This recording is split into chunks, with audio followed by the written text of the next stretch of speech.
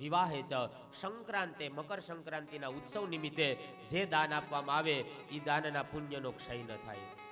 સંક્રાંતે ગ્રહણ તથા જ્યારે ગ્રહણનો સમય હોય, સૂર્યગ્રહણ કે ચંદ્રગ્રહણ, એ સમયે જે દાન આપવામાં આવે એ દાનના પુણ્યનો ક્યારેય ક્ષય ન થાય.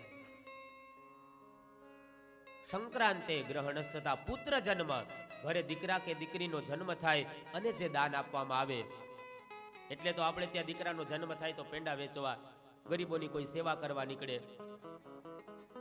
એક નથી સમજાતું, દીકરાનો જન્મ થાય ત્યારે પેંડા અને દીકરીના જન્મમાં જલેબી. શું ગુજરા જેવી છે દીકરી? ગુજરા જેવો તો ઓલો હોય, મોટો થાય પછી ખબર પડે. નવા પીએસઆઈ ઘરમાં આવી જાય એટલે બાપા 6 મહિના મોટા દીકરા ન્યા, 6 મહિના નાના દીકરા ન્યા. ખાટલા ફર્યા રાખે, જેમ ઋતુ ફરે એમ ખાટલા ફરે. હું એના હાટું 180 કિલો વેચ્યા હતા. હે અમારે ત્યાં દીકરો આવ્યો, અરે મોટો તો થવા દો. પણ દીકરી વખતે કદાચ જલેબી વેચવાનું કારણ અમને તો એવું સમજાય કે જલેબી ગૂંચવાયેલી હોય, જગતને મીઠાશ આપે. એમાં દેશની દીકરી ગમે એવી દુઃખમાં ગૂંચવાયેલી હોય ને, પરિવારને તો હંમેશા મીઠાશ જ આપતી હોય છે. પરિવારને તો હંમેશા મીઠો કરીને રાખે. ભલે એના જીવનમાં ગમે એવું દુઃખ આવે, ગમે એવી ગૂંચવાઈ જાય, પણ પરિવારને તો હંમેશા મીઠાશ આપે. કદાચ એવો પણ અર્થ થતો હોય. તો દાન આપે છે સુંદર મજાના. અઘરું છે એવો દાન દેવું. પ્રિય બોલવું સજ્જનતા દાતારી, સુરપંથ એતા અભ્યાસે ના મિલે બિના કૃપા ભગવાન. પ્રિય બોલવું, સારી વાણી બોલવાનો ગુણ હોય ને, ભગવાનની કૃપા સમજવી. ન બોલી શકાય નહીં તે. પેલા જેવું થાય, શિક્ષકની બદલી હતી ને, એટલે કાર્યક્રમ રોજાણો કે ભાઈ આપણા શિક્ષકની બદલી થાય છે તો આપણે એનું કંઈક સન્માન સમારોહ કરીએ. એટલે સ્કૂલની અંદર એ સભા ભરાણીને એની અંદર ગામના આગેવાનને બોલાવવામાં આવ્યા. એને કીધું કે ભાઈ આ શિક્ષકની અહીંયાથી બદલી થાય છે તો કંઈક પ્રસંગ ઉચિત કંઈક સારી વાણી બોલો. એટલે માઇક હાથમાં લીધું. ગામના આગેવાને કીધું કે ભાઈ સાહેબ બહુ સારા પ્રકારના હતા. હવે આને થોડી પ્રકાર કહેવાય, વ્યક્તિત્વ કહેવાય ને. એટલેથી અટકે તોય વાંધો નહીં. પાછા એમ કે વિદ્યાર્થી ભણાવવા જાય કે ન જાય, હાજરી તો પૂરી જ દેતા. વિદ્યાર્થી ભણવા જાય કે ન જાય, હાજરી તો પૂરી જ દે. એટલેથી અટકે તોય વાંધો નહીં. પાછા એમ કે એની અહીંયાથી બદલી થાય છે, એમાં આપણું તો કાંઈ હાલે એમ છે નહીં. એનું દુઃખ આપણને છે, પણ જ્યાં જાય ત્યાં એના આત્માને ભગવાન શાંતિ આપે. આ ઉચિત વાણી ન કહેવાય. પ્રિય બોલવું સજ્જનતા દાતારી, સુરપંથ એતા અભ્યાસે ના મિલે બિના કૃપા ભગવાન. સારી વાણી બોલવાનો ગુણ હોય, ઈશ્વરની કૃપા સમજવી. દાતારીનો, સજ્જનતાનો. સજ્જન અર્થાત આપણી પાસે બદલો લેવાની તાકાત હોય છતાંય સામેવાળા વ્યક્તિને આપણે માફ કરી દઈએ, એ સજ્જનતાનો ગુણ છે. અને આ ગુણ ઈશ્વર કૃપાથી આવે. દ્વાવિમૌ પુરુષૌ રાજન સ્વર્ગસ્યો પરિતિષ્ઠિત પ્રભુશ્ચ ક્ષમયા યુક્તો દરિદ્રસ્ય પ્રદાનવાન. આ જગતની અંદર બે વ્યક્તિની સ્વર્ગથી પણ ઉપર જો કોઈ સ્થાન હોય, વૈકુંઠથી કોઈ ઉપર સ્થાન હોય ને, તો ન્યાયનો વાસ થાય. દ્વાવિમૌ પુરુષો રાજન, બેનો કોણ?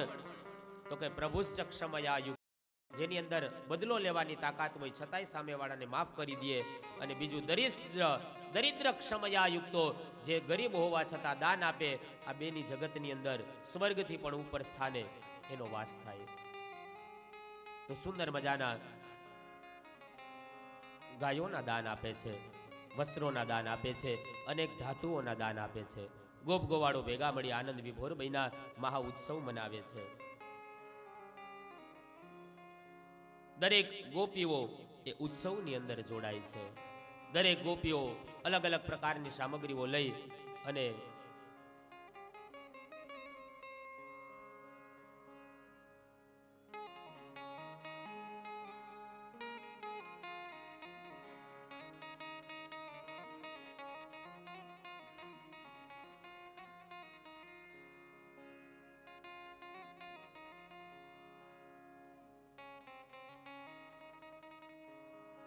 આજે અમારા દીકરી આવ્યા છે કથાની અંદર, અને મારા માતુશ્રી અને મામા પણ આવ્યા છે. તો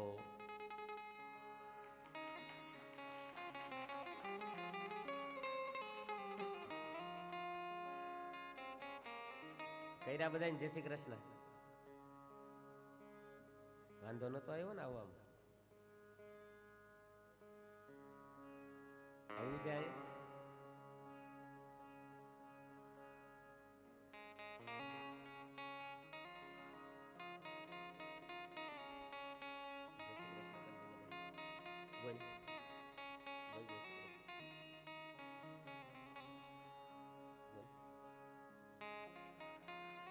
આ ખાલી અહીંયા જ ડાયા છે હો માતાજી. કા ઘરે શું કરતી હોય? હે? શું કરતી હોય? આમાં બોલ શું કરતી હોય?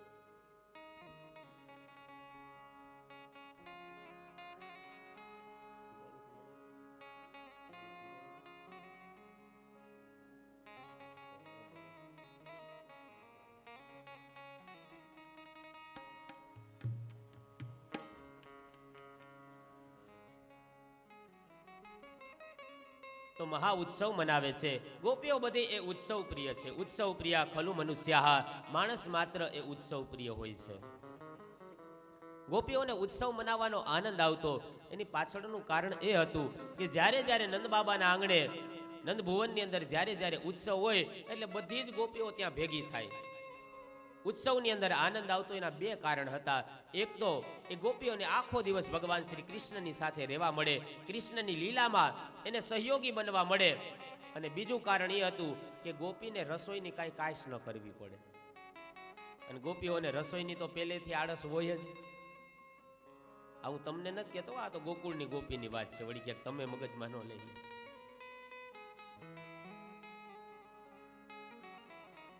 બધી જ ગોપીઓ ભેગી મળી ઉત્સવ મનાવે છે. અવાદ્યંત્ય વિચિત્રાણી વાદિત્રાણી મહોત્સવે મહા ઉત્સવ મનાવે છે. જ્યારે જ્યારે જીવનની અંદરથી આનંદ પ્રગટે ત્યારે એ જીવન ઉત્સાહમય બની જાય. વિચાર તો કરો, 5,500 વર્ષ પહેલા જેનું પ્રાગટ્ય થયું એ ભગવાન શ્રી કૃષ્ણની કથાની અંદર, કૃષ્ણ ચરિત્રોની અંદર કૃષ્ણ પ્રાગટ્યની કથા આવે અને લોકો બધા પાગલ ગાંડા ઘેલા બની જાય.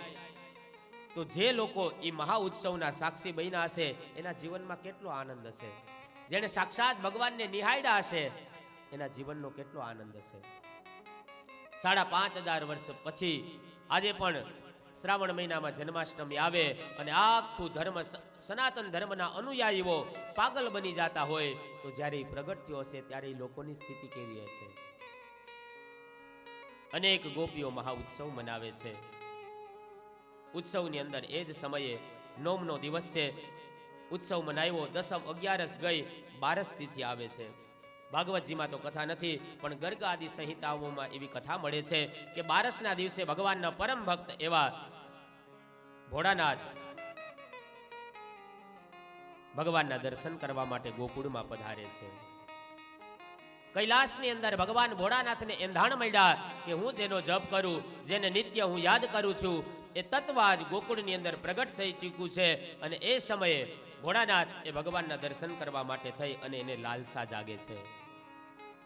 નિર્ગુણ, નિષ્કલંક, નિષ્પ્રપંચ આશુતોષ કૈલાસના ઉત્તમ ધવલ શિખર ઉપરથી નીચે ઉતરી અને એ જ સમયે ભોળાનાથના દર્શન કરવા માટે થઈ અને ઊભા થયા. માં પાર્વતીજી પ્રશ્ન કરે છે, સ્વામીનાથ આપ ક્યાં જાઓ છો?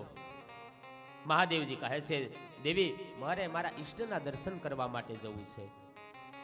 અને યાદ રાખજો, દર્શન કરવાની એક વખત અંદરથી તાલાવેલી લાગે ને પછી એ માણસ એ રહી ન શકે દર્શન કર્યા વગર. જેને સાચો અંદરથી હૃદયનો ભાવ હોય એને દર્શન થઈ જ જાય. જેની જેવી ભાવના હોય ને, ભગવાને આ દુનિયામાં કોઈ વસ્તુનો અભાવ નથી રાખ્યો. આપણે કઈ વસ્તુના ઘરાક છીએ ને એ વસ્તુ ભગવાન આપણા સુધી પહોંચાડી દે. આપણે ઘરેથી સત્સંગ કરવાની ભાવનાથી નીકળીએ, 5 જણા આપણને સત્સંગ કરવા વાળા મળી જાય. ઘરેથી આપણે ભાવનાથી નીકળીએ એટલે 5 જણા એની પણ વ્યવસ્થા થઈ જાય. આ જગતમાં ભગવાને કોઈ વસ્તુનો અભાવ નથી રાખ્યો. ઘી લેવા વાળાને ઘી મળી જાય, ફિલ્મ જોવા વાળાને ટોકીઝ મળી જાય, સત્સંગ કરવા વાળાને સત્સંગ વાળા મળી જાય. જેને જેવો માણસ જોતો હોય ને ભગવાન એવો વ્યક્તિ એના સુધી પહોંચાડી દે. કથા પૂરી થાય ને પછી તમે જોજો અલગ અલગ મંડળ બેઠા હોય. એમાં સત્સંગ કરવા વાળા બેનો અલગ હશે, છોકરાઓના હક પણ કરાવવા વાળા બેનો અલગ હશે, ઘર ભાંગવા વાળા અલગ હશે. ઈશ્વર જેને જેવો વ્યક્તિ જોતો હોય ને ભગવાન એના સુધી એવો વ્યક્તિ ભગવાન ગમે એમ કરીને પહોંચાડી દે. તો જેને દર્શનની અભિલાષા હોય એ દર્શન કરવા માટે નીકળે એટલે શ્યામ અવશ્ય એને મળે. ભોળાનાથ કહે છે, દેવી મારે લાલાના દર્શન કરવા માટે જવું છે. કહે છે, અરે ઉતાવળ ન કરો, હજી તો લાલાનું પ્રાગટ્ય થયું, એને 4 જ દિવસ થયા છે. આજ આઠમના પ્રાગટ્ય, આજ 12 તિથિ થઈ છે. 4 દિવસમાં નાનું એવું બાળક, તમે એના કેમ દર્શન કરવા જશો? ભોળાનાથ કહે છે ઉતજલ દીપક ઈત મન મોરા, ત્યાં દીવો પ્રગટી ગયો છે, હવે કૈલાસમાં મારું મન બળ્યા કરશે, એ મન બળે એના કરતા હું ત્યાં જઈને એના દર્શન કરી લઉં, મારા મનને શાંતિ થઈ જાય. ભગવાનના દર્શન કરવાની આજ ભોળાનાથને તાલાવેલી છે. જેની જેવી ભાવના હોય ઈશ્વર એને જેને જેવું જોઈએ ને એવું આપી દે. આ નિયમ છે. સાહિત્યકારો ઘણી વખત રમૂજમાં દ્રષ્ટાંત આપતા હોય કે એક છોકરો ને એના લગ્ન ન થાય કોઈ હિસાબે, એટલે હવે જીભે થોડોક તોતડો છોકરો, જીભ તોતડી હોય ને એ કુદરતી દેન છે, એમાં આપણું ન ચાલે, જીભ તોછડી ન હોવી જોઈએ. એટલે આ જીભે થોડોક તોતડો એટલે જ્યાં બોલે એટલે પછી સગપણની વાત અટકી જાય, કારણ કે તોતડું બોલે એટલે સ્વાભાવિક છે કોઈ દીકરી ન દે.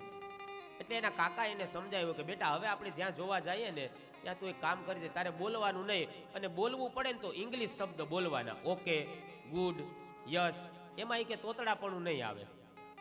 યુક્તિ કરીને દીકરી જોવા માટે ગયા. કાકા ને દીકરો બે બેઠા હતા ને એ સમયે દીકરી ચા લઈને આવે છે ને આપી, જેવી જ હાથમાં રકેબી આપી, હવે એ જે કેટલી હતી ને એની અંદર કંઈક ભૂકી જેવું કે કચરો કે હશે, આમ ચા આપી એટલે સીધી જ એ પડી, એમાં એની અંદર ભૂકી પડી ચા ની અંદર. એટલે છોકરો કે આ ભૂકી વાળી કેમ પીવું ચા, એટલે આમ કાઢવા જાય. હવે કાઢવા જાય એટલે અંદર આમ તળીએ વહી જાય, વળી આંગળી નાખીને કાઢવા જાય, આમ આમ કરે. એટલે કાકાએ ઠોહો મારીને કીધું એટલે હું આમ કરે છો? તો કે હું બોલવાની તો ના પાડી હતી. તો કે હું કરે હજી વધારે જોઈએ. વળી પાછો બોલે કેમ? કારણ કે બોલવાની ના પાડી, જો બોલે તો સગપણની વાત અટકી જાય. એટલે પછી હાવ રહેવાનું નહીં, કાકાએ વધારે જીદ કરી ને એટલે કીધું કે આ ચામાં તીલી છે, તીલી, તીલી વાળી ચા પીવાય? તા ઓલી છોકરી કે તીલી નથી, તાની ભૂતી છે, ભૂતી. ત્યાં દીકરીને માએ કીધું કે ધોતું તું એવું ધલી દીધું. આ ભગવાનનો નિયમ છે, જેને જેવું જોતું હોય ને એવું ઈશ્વર એને આપી દે છે. વાત આનંદની છે, પણ આમાંથી શીખવાનું એ છે કે આપણું જેવું વ્યક્તિત્વ હશે, આપણા જેવા વિચાર હશે, એવા વિચારના લોકો ભગવાન આપણા સુધી પહોંચાડી દેશે. આ બાજુ ભગવાનને એ જ સમયે તલબ જાગે છે લાલાના દર્શન કરવાની. પરમાત્માની કૃપા હોય ને તો જ ભગવાનના દર્શન થાય. કારણ કે ગોપીઓ પણ જ્યારે રડે છે, રડતી હતી ત્યારે રુરુદુહુ સુસ્વરમ રાજન, કૃષ્ણ દર્શન લાલસા, રડતા રડતા કૃષ્ણ દર્શનની એટલી લાલસા જાગી ને કે ભગવાન પિતાંબર ધારીને પ્રગટ થવું પડ્યું. ભગવાન ભોળાનાથ સમાધિમાંથી ઊભા થયા. માં પાર્વતી કહે છે કામ કરો, તમે થોડો વેશ બદલી નાખો. આવા વેશે તમે ભોળાનાથ તમે દર્શન કરવા માટે જશો? થોડો વેશ પલટો કરી લ્યો. ભોળાનાથ કહે છે નહીં દેવી, જેવા વેશમાં છું, જેવી સ્થિતિમાં છું, એ જ સ્થિતિની અંદર મારે દર્શન કરવા માટે જવું છે. ભાગવતજીની કથા મને તમને બોધ આપે છે, જેવા છીએ ને એવા ભગવાનની સામે જવું.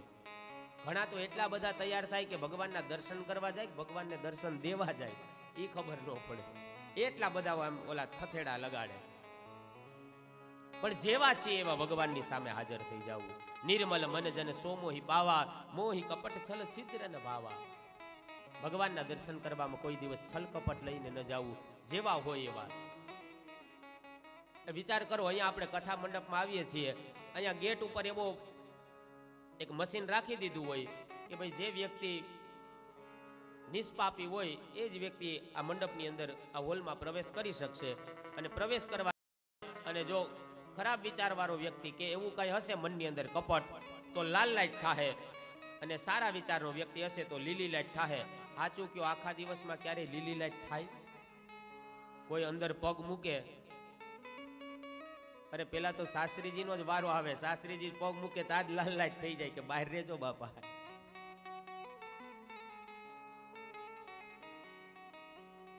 કહેવાનો હેતુ એ છે કે ઈશ્વરની સામે જેવા હોઈએ ને એવા પ્રગટ થઈ જવું. ઈશ્વરને નિર્મલ મન ગમે, સરળ સ્વભાવ ગમે. સબરીની પાસે શું હતું? અધમતી અધમ અધમતી નારી, હે નાથ હું તો અધમ નારી છું, અને ત્યાં ભગવાન ગયા છે.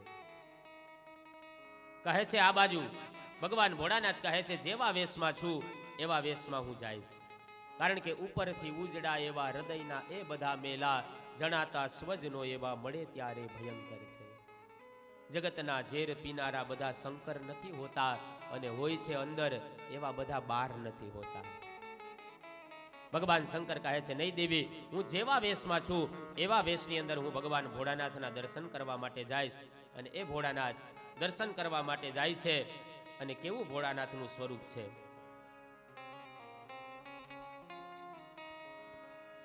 બોલાવો ભોળાનાથને. ભગવાનના એ દિવ્ય સ્વરૂપના દર્શન આપણે પણ એ ઝાંખી અહીંયા પ્રસ્તુત કરવાના છીએ. સુંદર મજાની ભગવાનની રાસની ઝાંખી. એ રાસ લેવાનો છે એટલે થોડાક આ ગાડલા એવું હોય તો થોડા પાછળ હટી જાઓ, જેથી કરીને અહીંયા એ ભોળાનાથનો આપણે મહારાસ રચી શકીએ.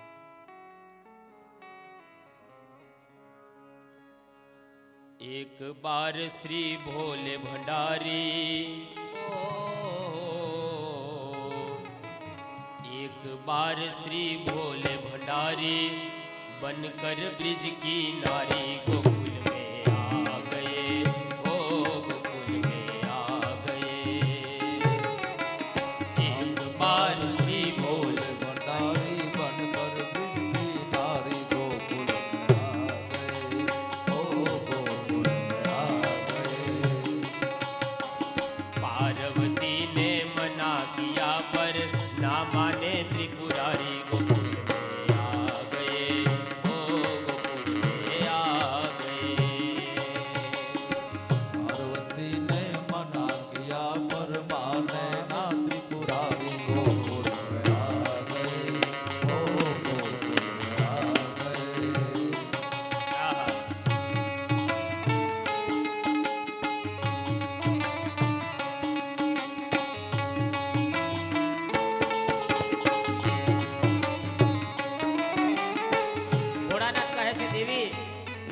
સમય એવી ઘટના બને છે કે આખા બધા જ ગોકુલવાસીઓની ગોપીઓને બધા રાસ રમવા માટે જાય. આ બાજુમાં લક્ષ્મી બ્રહ્માણી અને માં પાર્વતી પણ જવા માટે તૈયાર થયા. એટલે ભોળાનાથ કહે છે કે દેવી તમે ક્યાં જાઓ છો? કીધું રાસ બિહારીના રાસની અંદર રાસ રમવા જાય. કીધું મને પણ સાથે લેતા જાઓ.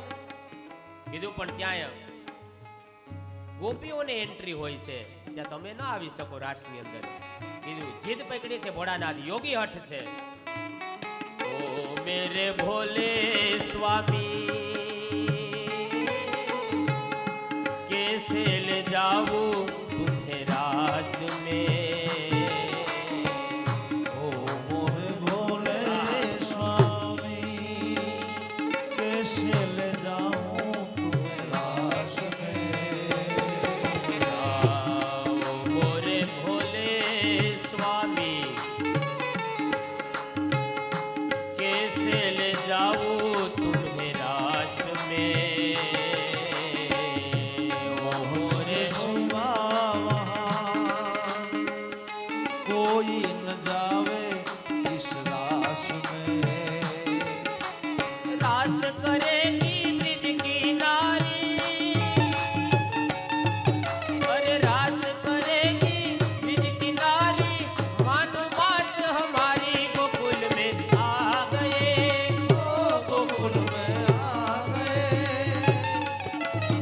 एक बार श्री भोले भंडारी बनकर ब्रिज की नारी गोकुल में आ गए, ओ गोकुल में आ गए।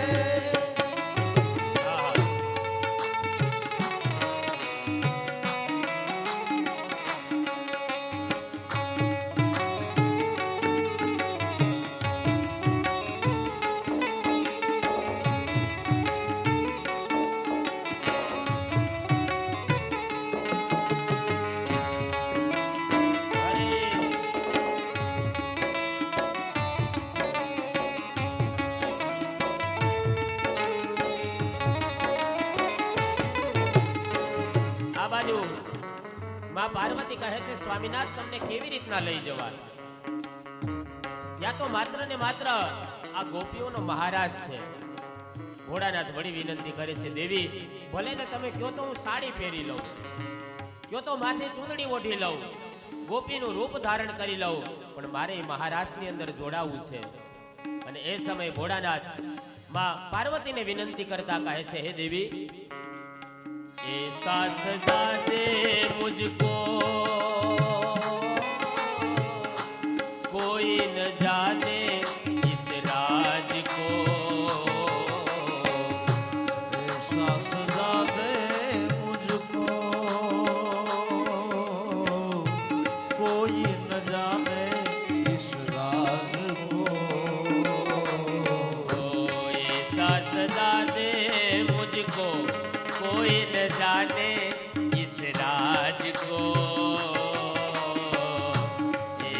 सजा दे मुझको,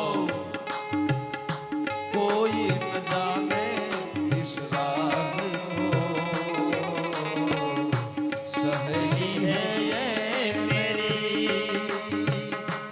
ऐसा बताना ब्रिजराज को। लगा के मदिरा बात के सारी, आहा, लगा के मदिरा बात के सारी, चाल चले भोलानाथ, भोलानाथ, ओ भोलानाथ, हाँ, ताल से ताल, जय हो, हाँ,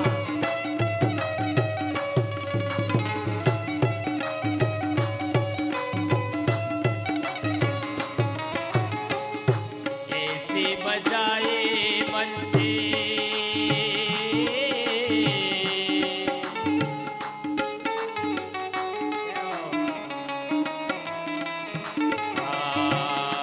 ऐसी बजाए बंसी, सूझ बूझ भोले भोले आ गए, ऐसी बजाई बंसी, सुध बुध भूले भोलेनाथ रे। અને બીજા એન્ટ્રી કરાવી દો સાહેબ ઝાંખી વાળા ત્યાં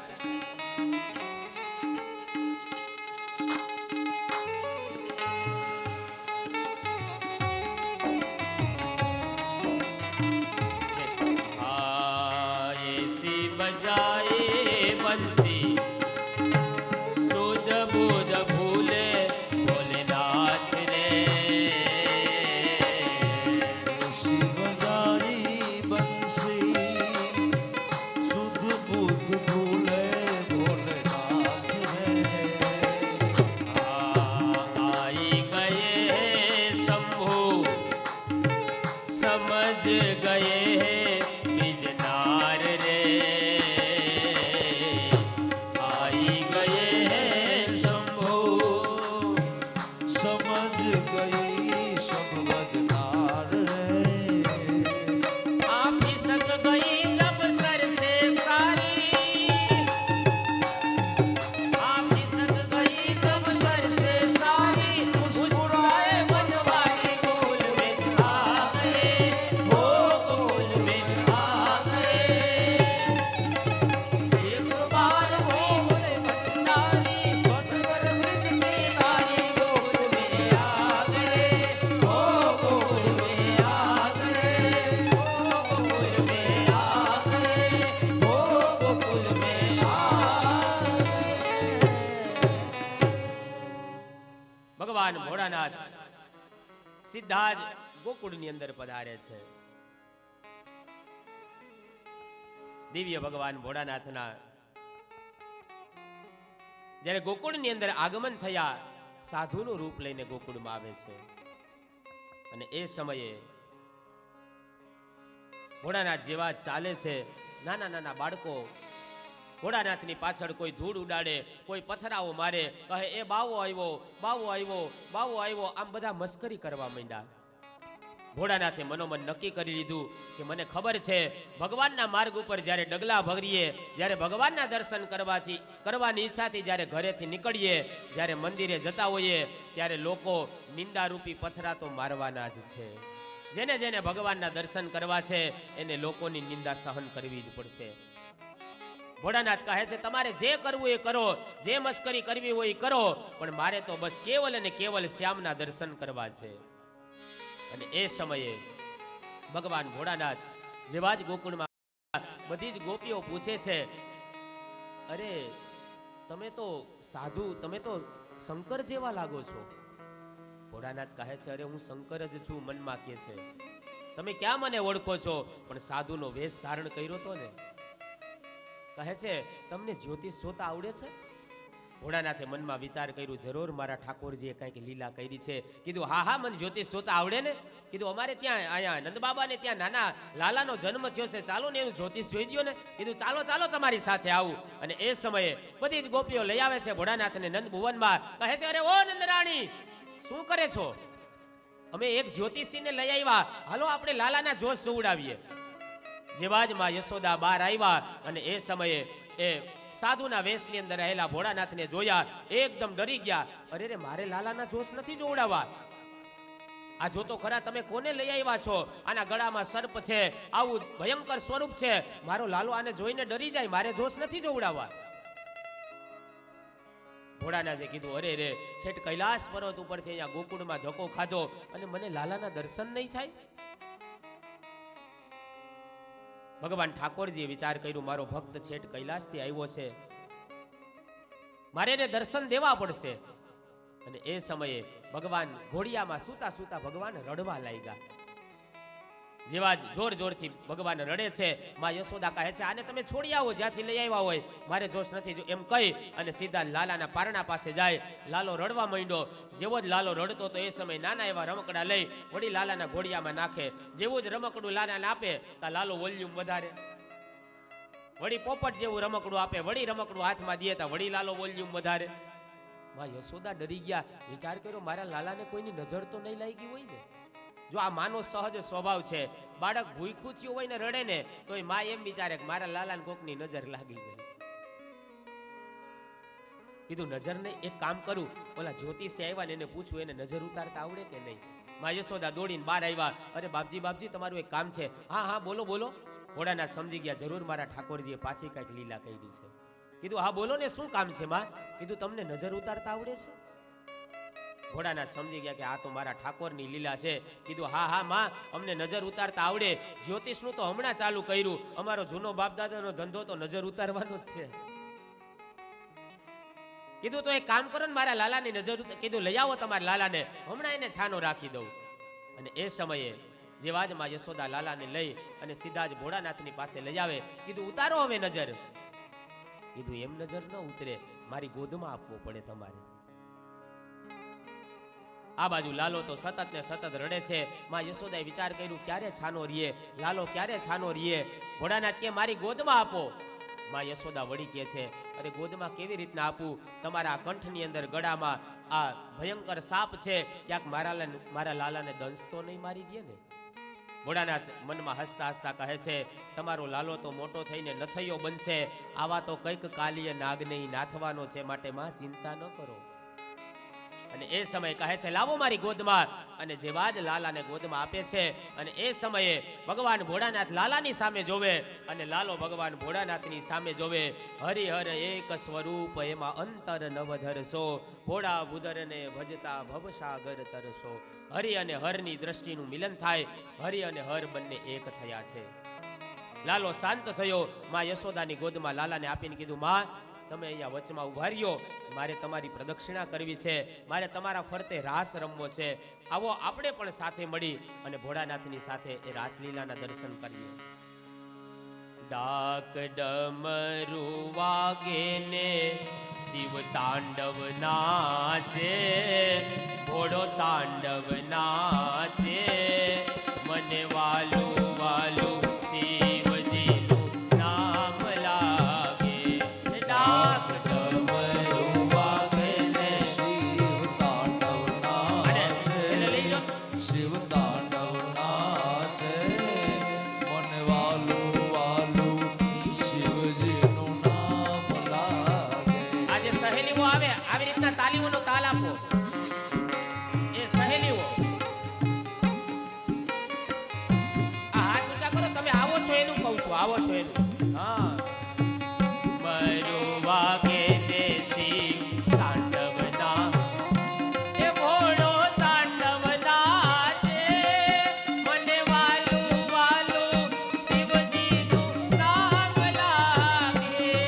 ડાક ડમરૂ વાગે ને શિવ તાંડવ નાચે, શિવ તાંડવ નાચે, મને વાલું વાલું શિવજીનું નામ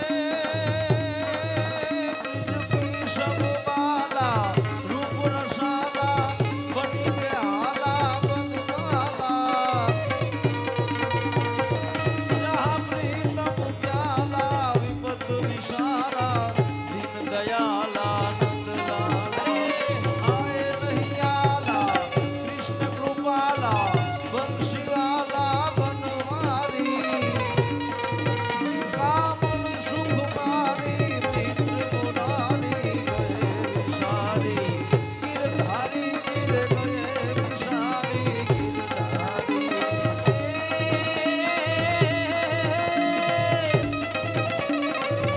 કોટે કોટે મોરટ હુકિયા અને વાદળ વાદળ ચમકી જોને બીન પણ મારા રુદાને રાણો ખામલે અરે રે જોને આવી અષાઢી બીન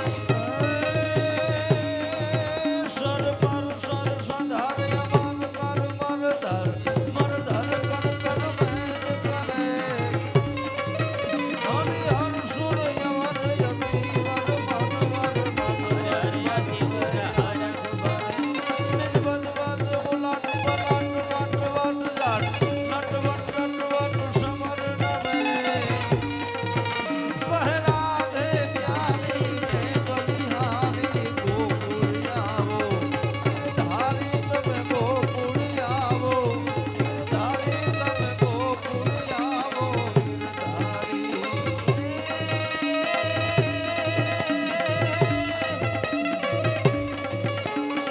મખણ ચોરી ચિતડા ચોર્યા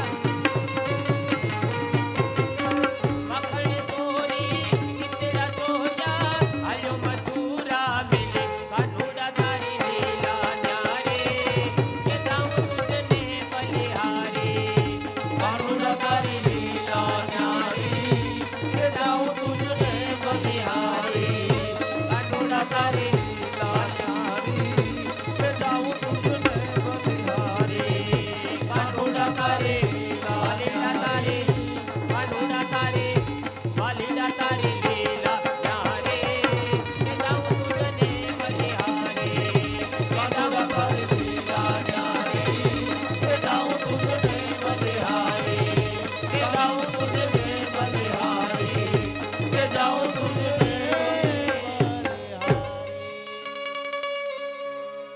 શ્રી સોમનાથ મહાદેવ કી જય શ્રી રાસ બિહારી લાલ કી જય પ્રેમ से बोलिए ओम नमः पार्वती पतये हर हर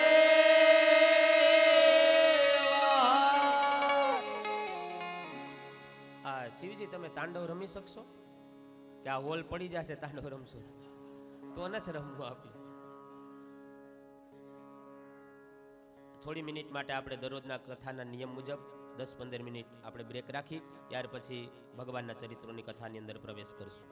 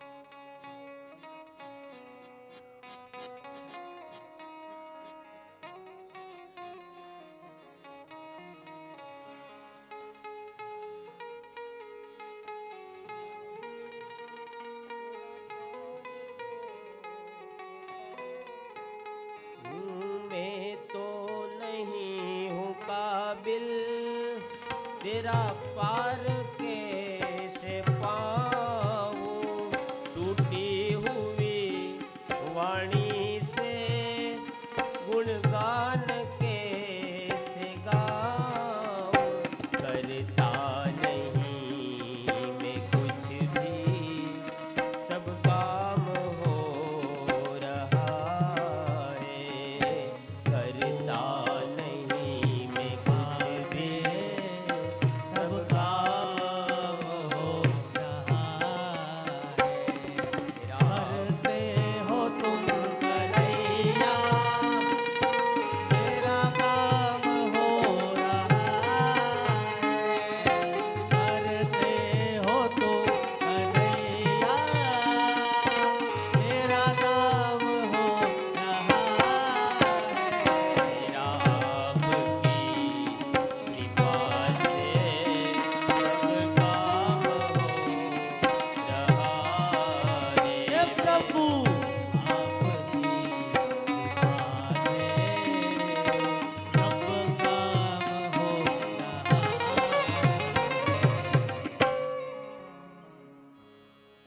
श्री भागवत भगवान की जय, श्री द्वारिकाधीश की जय। ભોળાનાથ ને અનેક પ્રકારની માં યશોદા સુંદર મજાના એને દ્રવ્યોના દાન આપે છે, પણ ચપટી બબૂત મેં હે ખજાના કુબેર કા. ભગવાન ભોળાનાથ જતા જતા માં યશોદાને કહે છે,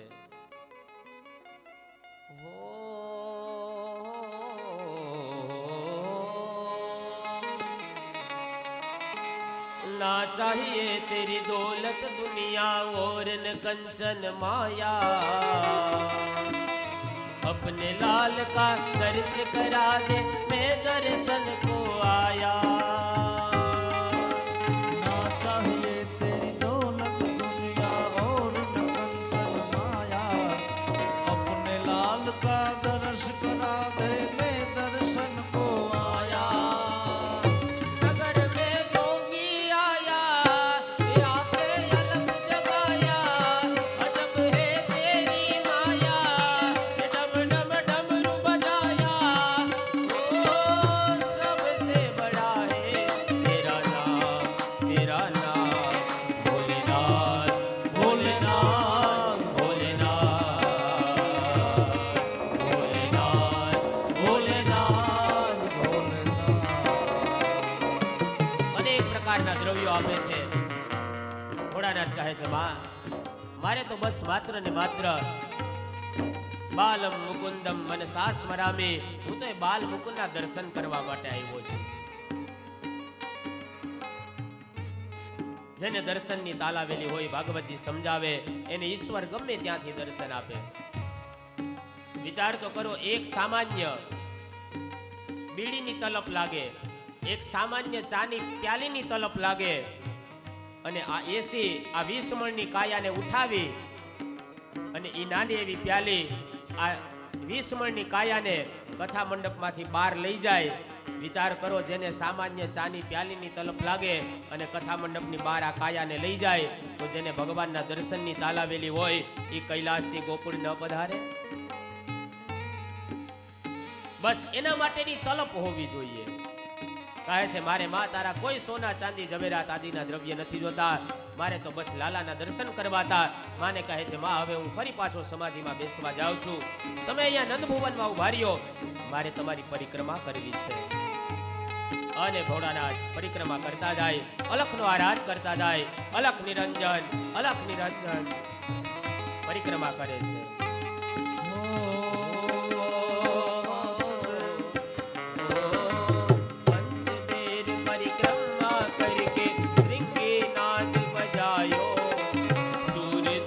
बलिहारी कन्हैया जुग जुग जिए तेरो लालो, परिक्रमा करके सिंगी नाद बजायो, सूरदास बलिहारी कन्हैया जुग जुग जिए तेरो लालो। नगर में जोगी आया, यशोदा के घर आया, तो आके अलख जगाया, अजब है तेरी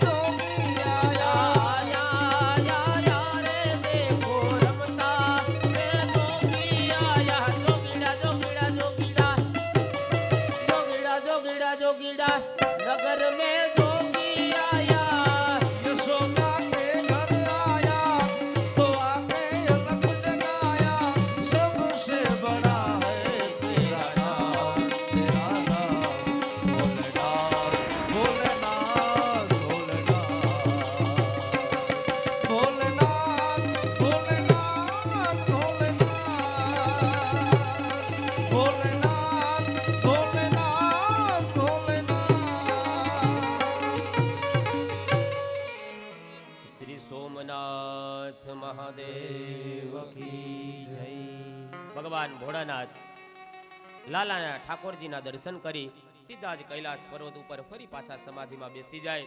આ બાજુ એક સમય એવી ઘટના બને છે, 14ની અંદર તિથિ આવે છે ને એ સમયે ભગવાનની છઠ્ઠીનો મહોત્સવ છે. આપણે ત્યાં હિન્દુ સંસ્કૃતિ પ્રમાણે બાળકના છઠ્ઠા દિવસે એ છઠ્ઠી એ બાળકના વિધાન લખવા માટે આવે. અહીંયા થોડીક ઉલટી ઘટના બને છે. નંદ બાબા ગોકુળને રેઢું મૂકી અને જે બાજ કંસને કર ચૂકવવા માટે જાય છે એ સમયે પૂતના નામની રાક્ષસી આવશે. બાળકના વિધિ વિધાન લખવા માટે થઈ અને વિધાતા આવે. અહીંયા પૂતના એ ભગવાન કૃષ્ણને મારવા માટે આવશે. ગોકુળને આજ નંદ બાબાએ રેઢું મૂક્યું અને જ્યારે જ્યારે ગોકુળ રેઢું મુકાય ત્યારે પૂતના જેવા અનેક રાક્ષસો આવે. ભાગવતકાર કહે છે ગોકુળનો અર્થ ગો એટલે ઇન્દ્રિય અને કુલ એટલે સમૂહ. જ્યાં ઇન્દ્રિયોનો સમૂહ ભેગો થતો હોય ને એને ગોકુળ કહેવાય. આ મારીને તમારી હાથ ઇન્દ્રિય છે, મારીને તમારી જીભ ઇન્દ્રિય છે, આંખ ઇન્દ્રિય છે, કાન ઇન્દ્રિય છે. આ બધી ઇન્દ્રિયોનો સમૂહ ભેગો થયો માટે આ શરીર પણ ગોકુળ છે. રેઢું મૂક્યું અર્થાત ન ખાવાનું ખાય, ન જોવાનું જોવે, ન પીવાનું પીવે, ન સાંભળવાનું સાંભળે. એનો મતલબ કે આ ઇન્દ્રિયોને આપણે રેઢી મૂકી છે. અને જ્યારે જ્યારે જીવ પોતાની ઇન્દ્રિયોને રેઢી મૂકે પછી એ શરીરનું પતન થાય, અર્થાત ત્યાં પછી રાક્ષસી વૃત્તિ આવે. અહીંયા કંસ વિહવળ બન્યો, એનો કાળ જતો રહ્યો, ક્યાં છે એની ખબર નથી. અને એ સમયે આખી સભા ભરીને કીધું કે મારો કાળ જતો રહ્યો છે, ક્યાં ગયો એની ખબર નથી, હવે એને કોણ મારશે? સભાની અંદર કંસ જાહેરાત કરે છે આને કોણ મારવા તૈયાર થાય? નાનું એવું બાળક એ થોડી રેઢું હોય, કોણ એને મારી શકે? એ સમયે સભામાંથી એક આંગળી ઊંચી થઈ, જેનું નામ હતું પૂતના. કંસે કીધું એલી તું એકદમ આ કાળી, આ તારા કાંઈ ઠેકાણા નથી, રાક્ષસી જેવી દેખા છો, અને તને થોડી કોઈ સ્ત્રી એના બાળકને તારી પાસે આપે નહીં તો તું મારે કેવી રીતના શકે એને? પણ સ્ત્રીની પાસે સ્ત્રી જ સહેલાઈથી પહોંચી શકે એટલા માટે કોઈ સ્ત્રી રાક્ષસીને તૈયાર કરવી હતી. એટલે પૂતનાએ આંગળી ઊંચી કરી, પણ એ તો દેખાવડે કદરૂપી હતી. એટલે પૂતનાએ કીધું કે કંસરાય આપ ચિંતા ન કરો, મારી પાસે એક માર્ગ છે. કીધું કે શું માર્ગ છે? એ કે બ્યુટી પાર્લર. પૂતના કે હું બ્યુટી પાર્લરમાં જઈ આવીશ ને, ભલે હું ગમે એવી રાક્ષસી જેવી દેખાવ છું, પણ એક વખત બ્યુટી પાર્લરમાંથી બહાર નીકળીશ ને તમને એમ લાગશે કે ઓહો આ તો રાજાની રાણી આવે છે. એટલા માટે થઈને હું ત્યાં જઈ આવીશ, આ માર્ગ છે. યાદ રાખજો, આ વિદેશી જેટલી પણ ક્રીમો લગાવે છે ને, કરોડો રૂપિયા ભારત દેશમાંથી વિદેશની અંદર જાય છે. સમય આવશે ત્યારે હું કહીશ કે આપણે સ્વદેશી બનવાનું છે. વિદેશી ક્રીમોની અંદર ભારતને કરોડો રૂપિયાનું નુકસાન કરે છે. શેનાથી બને છે ફેર લવલી ખબર છે? આ ઉપયોગ કરે છે એ લોકોને. ક્યારેક નેટમાં સર્ચ તો કરજો કેનાથી બનાવવામાં આવે. એ તો રૂપિયા પહોંચી જાય ને એટલે આપણા સુધી વાત પહોંચતી નથી. કોર્ટમાં કેસ થયો તો ફેર લવલીના માલિક ઉપર. કેટલું નુકસાન થાય છે શરીરને, ચામડીઓને ખબર? ઠીક, ખેર, કહેવાનો હેતુ એ છે કે સ્વદેશી બનજો. વિદેશી જે કાંઈ ક્રીમો છે, પાવડરો છે, સાબુ શેમ્પુ છે, એનો બને એટલો ઓછો ઉપયોગ કરજો.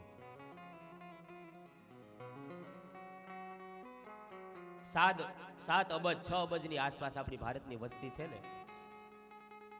બધા માણસો દરરોજ કોલગેટમાંથી જે ટ્યુબ લે છે ને, સીધા જ વિદેશી લોકોની બેંકમાં 7 અબજ રૂપિયા જમા થઈ જાય. એક રૂપિયો ગણો ને તોય. સ્વદેશી બનવાનો પ્રયત્ન કરજો. કહે છે હું એટલી સુંદર દિવ્ય રૂપ ધારણ કરી લઈશ ને કે કોઈ પણ સ્ત્રી છે એ પોતાના બાળક મને આપવા માટે તૈયાર થઈ જશે. કંસને વાત યોગ્ય લાગી, કીધું હા જાઓ તમે મારો. અને એ સમય પૂતના આવે છે. ભાગવતકાર કહે છે આ પૂતનાનો અર્થ શું છે? કહે પૂત એટલે પવિત્ર અને ના એટલે નથી. જે પવિત્ર નથી ને એને પૂતના કહેવાય. પૂતના એટલે અવિદ્યા. મારા ને તમારા જીવનની અંદર પણ આ પૂતના અવિદ્યા ક્યારેક પ્રવેશી જાય. આંખમાંથી ન જોવાનું જોવાની ઈચ્છા થાય, સમજવું આંખમાં પૂતના પ્રવેશ